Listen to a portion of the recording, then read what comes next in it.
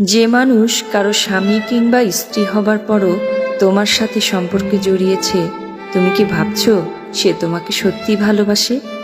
তোমার জন্য সে সব কিছু ছেড়ে দেবে, জীবনসঙ্গীকে ত্যাগ করে তোমাকে সুখের সাগরে ভাসাবে? নাকি তুমি ভাবছো আগের জন তাকে সুখী করতে পারেনি বলে সে তোমার কাছে এসেছে? তাহলে মনে রেখো, এ ধরনের মানুষ কাউকেই ভালোবাসতে পারে না।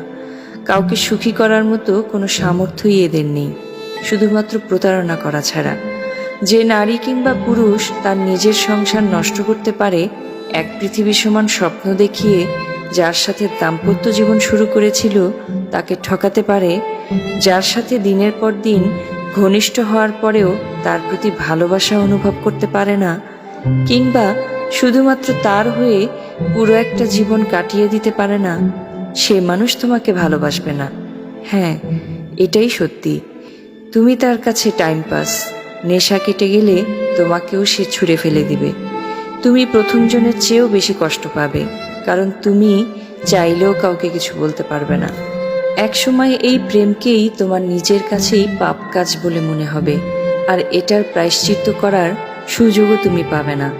জীবনসঙ্গী বা জীবনসঙ্গিনী ছাড়া যারাই তোমার আপন হতে আসবে, ভালোবাসতে চাইবে, মনে রেখো এর পেছনে এক বিরাট স্বার্থ নিহিত আছে।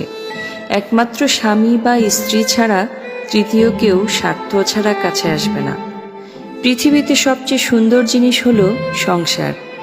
যে সেটাকে সুন্দর রাখতে পারেনি, যে সেখানে অনুগত থাকতে পারেনি, সে কোথাও ভালো থাকবে না, কাউকে ভালো রাখতে